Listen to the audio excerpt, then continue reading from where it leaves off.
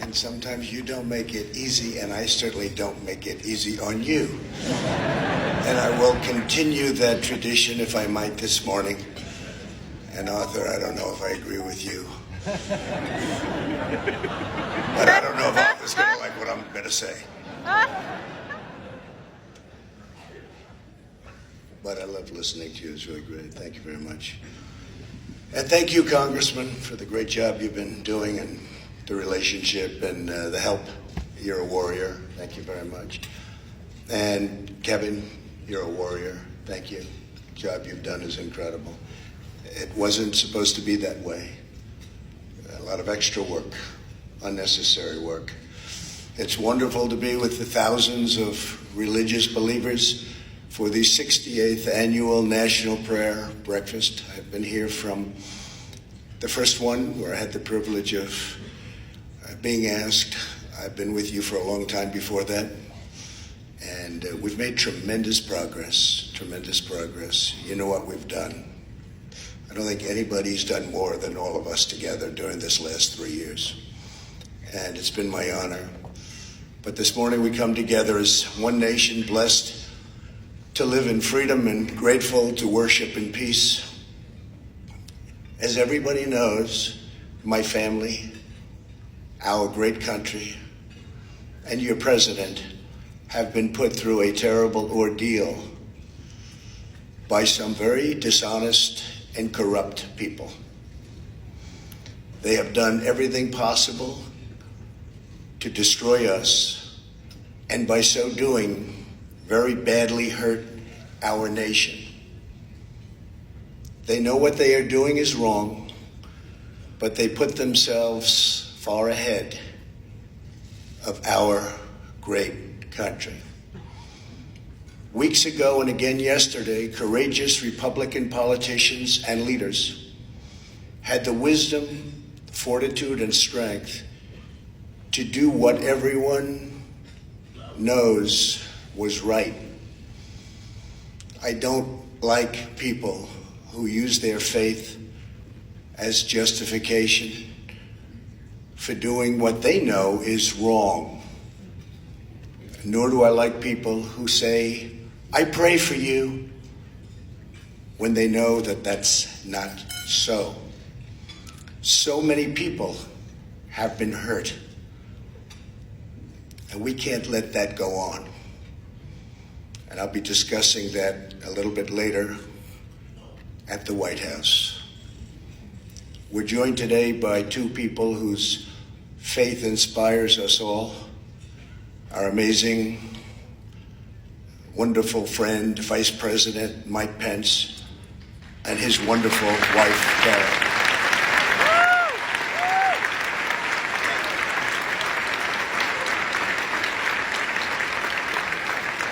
Thank you to all of our great political leaders out there, so many that I've been working with so hard over the last 3 years, and we've accomplished so much.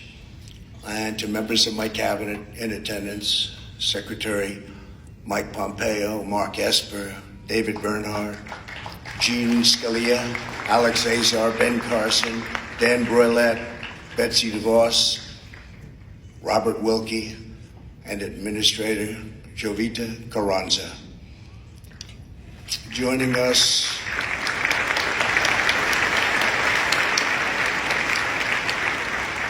for this cherished tradition are a lot of friends in the audience. And many really have become friends. They are political leaders. They become great friends. That's all I get to meet anymore. That and the enemies and the allies, and we have them all. We have allies, we have enemies. Sometimes the allies are enemies, but we just don't know it. But we're changing all that. But thank you all, and thank you all for being here. I also want to welcome foreign dignitaries from more than 140 countries. That's something.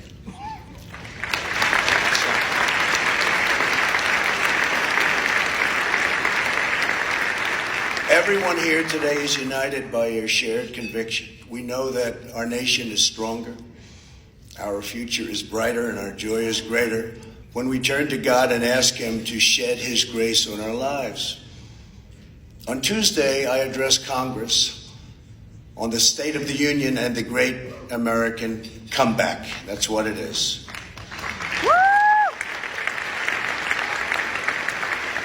Our country has never done better than it is doing right now. Our economy is the strongest it has ever been. And for those of you that are interested in stocks, it looks like the stock market will be way up again today. According to the latest Gallup poll that just came out a little while ago, a few minutes ago, American satisfaction is at the highest level ever recorded. Can you imagine? And that's from Gallup, no friend of mine. 90% of Americans say they are satisfied with their personal lives. How about that? Isn't that something? Just came out today. They must have known I was going to be here. In everything we do, we are creating a culture that protects freedom and that includes religious freedom.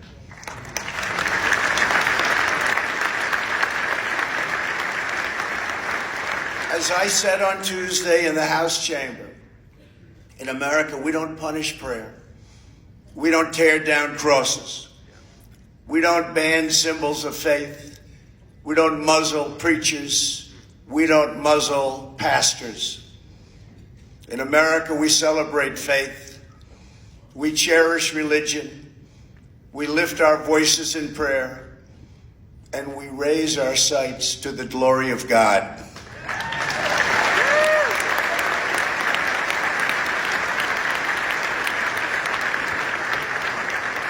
So much of the greatness we have achieved, the mysteries we've unlocked and the wonders we've built, the challenges we've met, and the incredible heights that we've reached has come from the faith of our families and the prayers of our people. Before America declared independence, patriots in all 13 colonies came together in days of fasting and prayer. In the bitter cold of Valley Forge, Washington and his men had no food, no supplies, and very little chance of victory. Reminded me a little bit of 2016. We had very little chance of victory, except for the people in this room. Some others believed we were going to win. I believed we were going to win. But what they did was have an unwavering belief that God was with them. I believe that too. God is with the people in this room. Before a single skyscraper rose up in New York City, thousands of poor American families donated all they could to build the magnificent St. Patrick's Cathedral.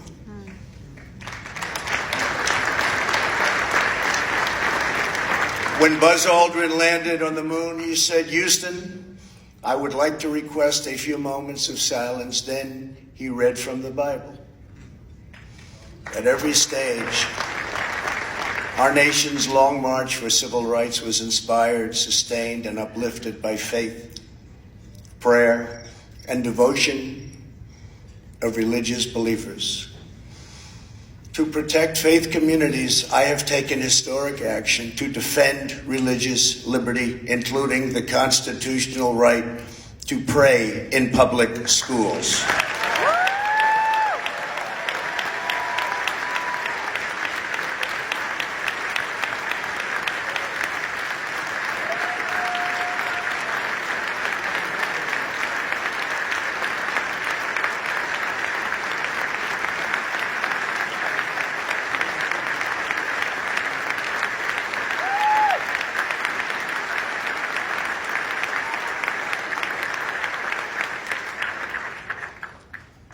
We can also talk about the Johnson Amendment. We can talk about Mexico City policy. We've done a lot. But I also recently took executive action to stop taxpayer dollars from going to colleges and universities that spread the poison of anti-Semitism and bad things about Christianity.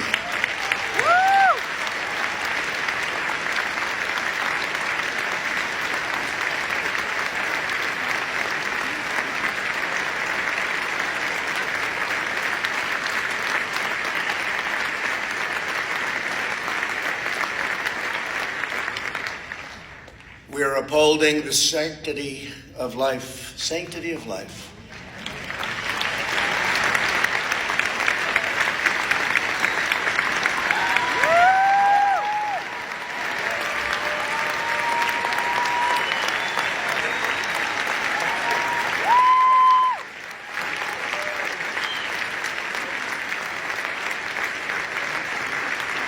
And we are doing that like nobody has ever done it before from this position. You better get out and vote on November 3rd. Because you have a lot of people out there that aren't liking what we're doing. And we're pursuing medical breakthroughs to save premature babies because every child is a sacred gift from God.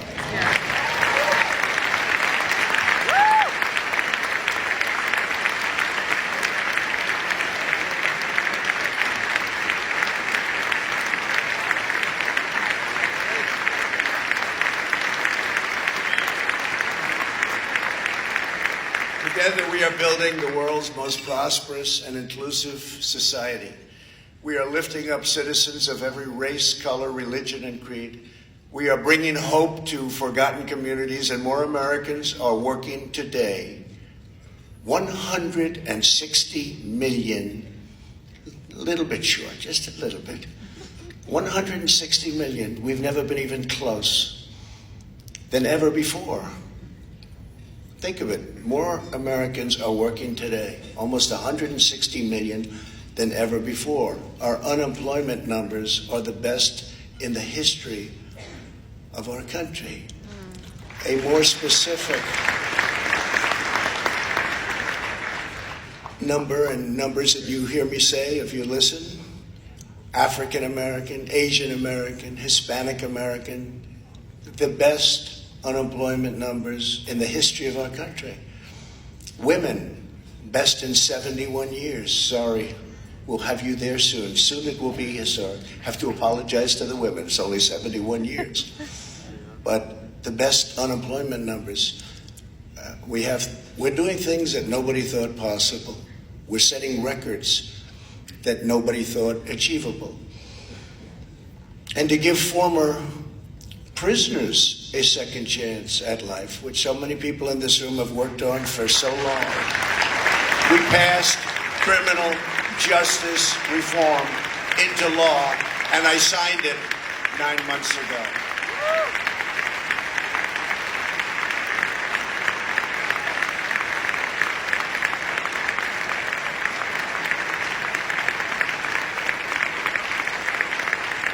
And it's proving more and more that America is indeed a nation that believes in redemption. What's happened with prisoners is a miracle. Prisoners would come out, nobody would give them a job. And oftentimes, most of the time, almost all of the time, they'd go back into prison. They'd get caught doing something bad. They had no money, they had no hope, they had no job. Now they're coming out into a booming economy. And employers are hiring them, and to a certain extent, maybe because they're having a hard time getting people. First time in our country's history, actually, we're running out of people. We have plants moving in by the thousands. We have car companies coming from Japan and from Germany, from lots of other places, and we need people. And employers are hiring prisoners, and they would have never done it except for what we've done with criminal justice reform, but even before that, because the economy has become so powerful. And these prisoners have done an incredible job. The employers are saying, why didn't I do this 20 years ago? So it's an incredible thing what's happening to people that are given a second chance and sometimes a third chance, in all fairness. And it's something that everybody in this room should be very proud about, because you've always felt that way long before it was fashionable, so I want to thank you for that.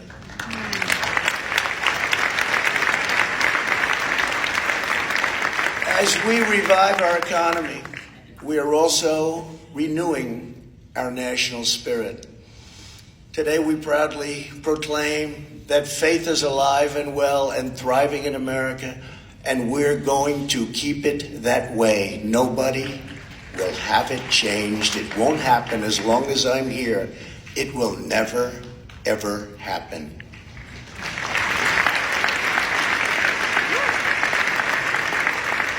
Something which wasn't done nearly enough, I could almost say wasn't done at all.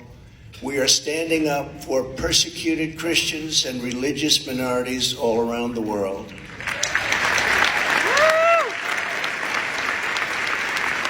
Like nobody has ever done. Last year at the United Nations, I was honored to be the first president to host a meeting of religious freedom. It was based all on religious freedom. That was the first meeting of its kind ever held at the United Nations. There I called upon all nations to combat the terrible injustice of religious persecution. And people listened. In countries that we give billions of dollars to, they listened because they had to listen. It's amazing how that works, isn't it? But nobody ever played that game before.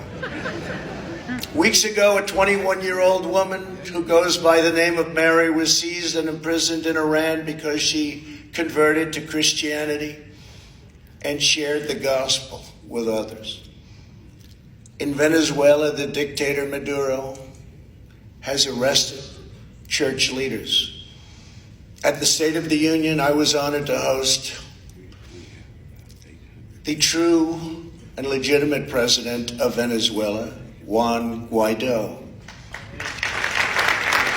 Good morning. I told him that all Americans stand with the Venezuelan people in their righteous struggle for freedom. Yesterday, our administration launched the International Religious Freedom Alliance, the first ever alliance devoted to promoting religious liberty. It was something, really something. More than 25 countries have already joined our campaign. I want to thank Secretary of State Mike Pompeo, along with Ambassador Sam Brownback, who are both here this morning, for leading this historic initiative. Thank you very much. Thank you, Mary.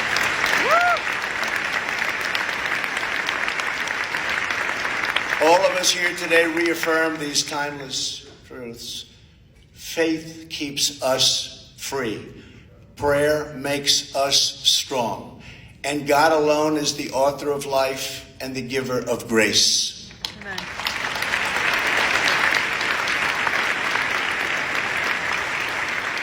With us this morning is a pastor who embodies the miracle of faith and the power of prayer, Reverend Gerald Toussaint from Louisiana. Reverend Toussaint is an Army veteran, a truck driver, and a pastor. He leads the same church that his father led, Mount Pleasant Baptist Church, which has been a pillar of the community for more than 140 years. Last year, Mount Pleasant was one of 3 African-American churches in Louisiana that was destroyed in fires set by a wicked, hate-filled arsonist. Yet in the wake of such shocking evil, America witnessed the unshakable unity, devotion, and spirit of Reverend Toussaint and his entire highly spirited, beautiful congregation. Families quickly came together in prayer. Soon people from all across Louisiana came to help any way they could. Americans in all 50 states and 20 different countries heard about it, and they donated more than $2 million to help rebuild Mount Pleasant and the other 2 churches that were there.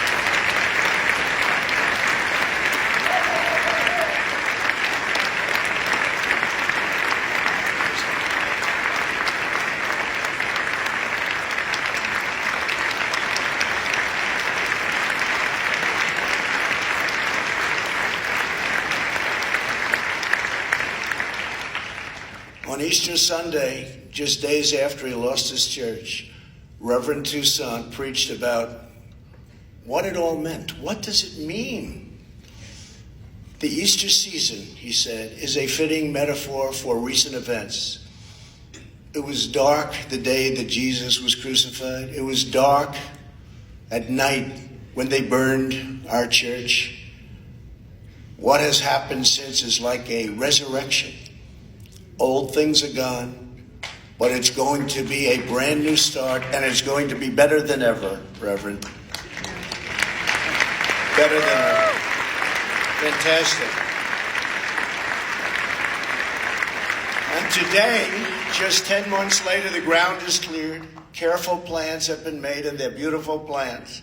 And construction is about to begin on the new and very, very magnificent Mount Pleasant Church. Congratulations.